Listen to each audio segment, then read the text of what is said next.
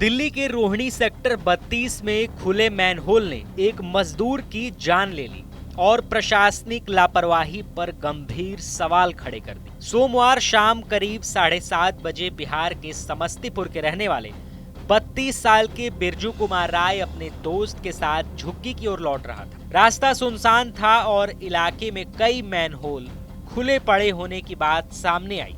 अंधेरे में संतुलन बिगड़ा और बिरजू सीधे गहरे मैनहोल में जाकर गिर गया।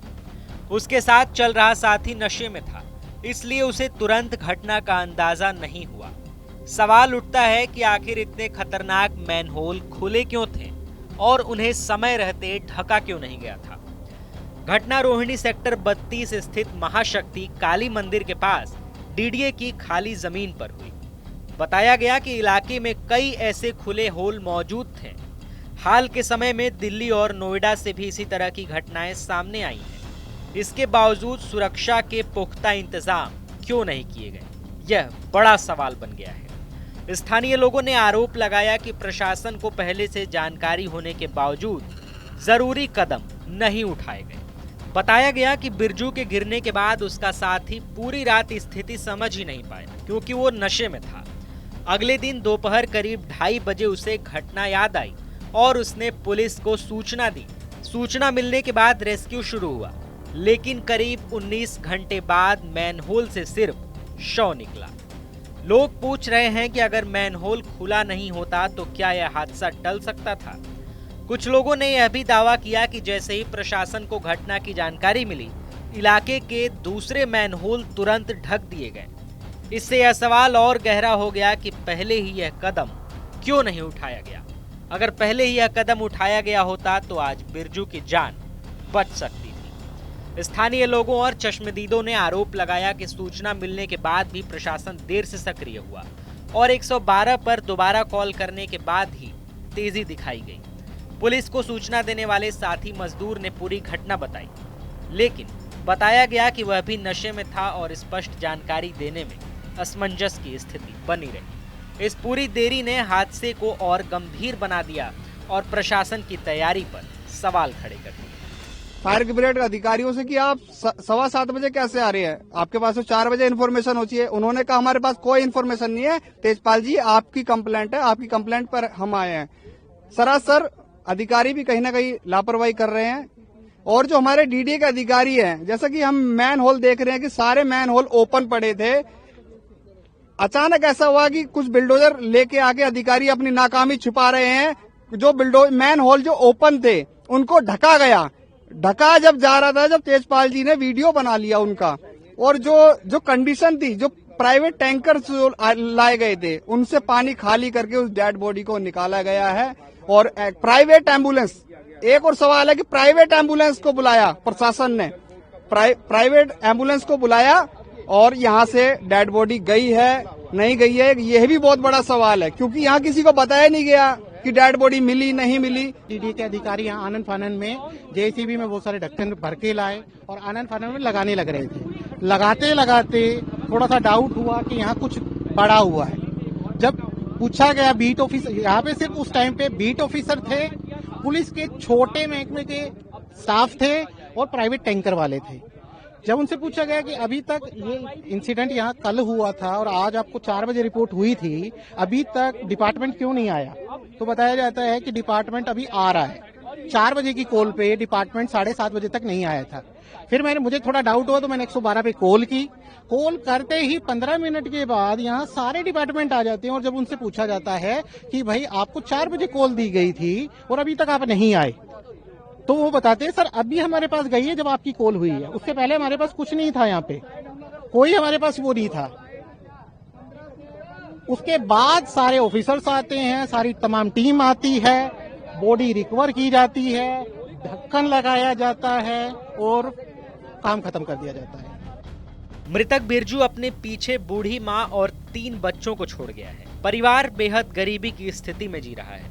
हमारे संवाददाता ने समस्तीपुर पहुंचकर परिवार से बातचीत की। परिवार ने इस पूरे मामले में हत्या की भी आशंका जताई है और निष्पक्ष जांच की मांग की है। जानकारी सर हम लोग को ये हुआ कि कल 12 बजे में हम लोग को मतलब गांव में शोरगुल हुआ कि बिरजू दिल्ली गया था, दिल्ली में नहीं मिल रहा है, नहीं मिल रहा है। तो हम लोगों ने यहाँ से फ़ोन किया कि सही बात है, रूमर भी उठ जाता है गांव में। तो फिर हम लोग ने फ़ोन किया तो यहाँ से पता चला कि बिरजू सही में नहीं मिल रहा है। उसको कोई गाड़ी वाला आया, उसको उठा के ले गया।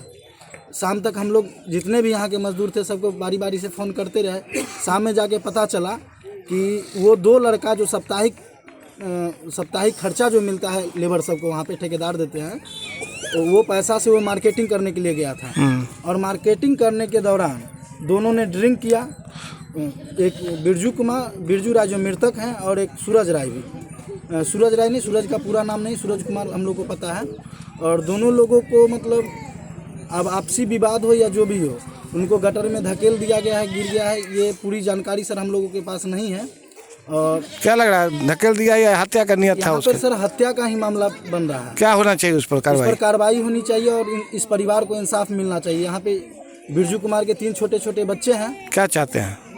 क्या चाहते हैं, इस परिवार को दिल्ली सरकार की तरफ से मुआवजा मिलना चाहिए। 25 लाख रुपया कम से कम मिलना चाहिए। जो छोटे छोटे 8 साल 5 साल के बच्चे हैं, सरकारी नौकरी भी मांग रहे हैं। सरकार ग्रामीण स्तर से अगर कोई सरकारी जॉब है तो इसको हर हाल में मिलना चाहिए। सरकार की लापरवाही है और दिल्ली नगर निगम की लापरवाही है। सुनने में आया कि इससे पहले एक इंजीनियर का भी मृत्यु हुआ है, कई लोगों की मौत हो चुकी है। कई लोगों की मौत हो गया। उसी मौत में एक बिरजू राय भी है। तो इस पर इंसाफ मिलना चाहिए और इस परिवार को, सरकार को सोचना चाहिए। इस परिवार को कम से कम 25 लाख रुपया और एक सरकारी नौकरी देना चाहिए। कि आप देख सकते हैं सर, छोटे छोटे बच्चे हैं, 8 साल 5 साल के बच्चे हैं। ये बच्चे तो कहीं अभी कमाने खाने लायक नहीं है। वो अथी है हौदी उस खुला रहता है, उसमें कितना इंजीनियर को मौत भी हो गया, हमको पति को भी मौत हो गया है। अथी शाम के 7 बजे मुझको अथी उस नाली में ढकला था। 2 आदमी, एगो मियाँ था, एगो सूरज लड़का था। और जा कर के रूम में सो गया। 9 बजे में लड़का आए काँप करके हमारा गाँव के कल के बिरजू कहाँ से खोजे निकलले तो ओकरा पता नहीं लगले। तब अथी भोर भले नहीं तो सब खोजे निकलले तो 2 बजे शाम में चप्पल मिलने नहीं तो सब कल के नाली के पानी घींचलके तो गिरल रहे। 5-6 चाट भी मारा था वो मियाँ। आप क्या चाहते हैं, उस पर क्या कार्रवाई होना? हमको ऊपर केस चाहिए। हमको टोटल खर्चा 25 लाख मिलना चाहिए और जो कार्रवाई चाहे मीडिया वाला की तरफ से। जो नाली खोद दिया उस पर क्या लगता है, किसका लापरवाही लग रहा है? सरकार को क्या कार्रवाई होना चाहिए? उसको अन्याय चाहे केस मिलना तो चाहिए। आपको पति पर क्या मतलब धकेल दिया, मार दिया जानबूझ के? हाँ, हमको पति की जानबूझ के मार दिया। हत्या केस उस पर होना चाहिए। हाँ, उस पर हत्या केस होना चाहिए।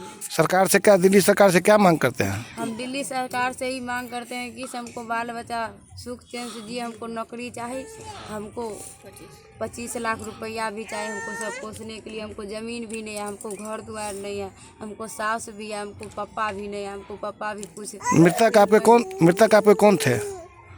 मृतक पति मेरा था। यह हादसा फिर से याद दिलाता है कि खुले मैनहोल और सुरक्षा में चूक कितनी घातक साबित हो सकती है और जिम्मेदार विभागों की जवाबदेही पर अब कई सवाल खड़े हो गए हैं। TV9 के लिए समस्तीपुर से ज्योति कुमार सिंह की रिपोर्ट।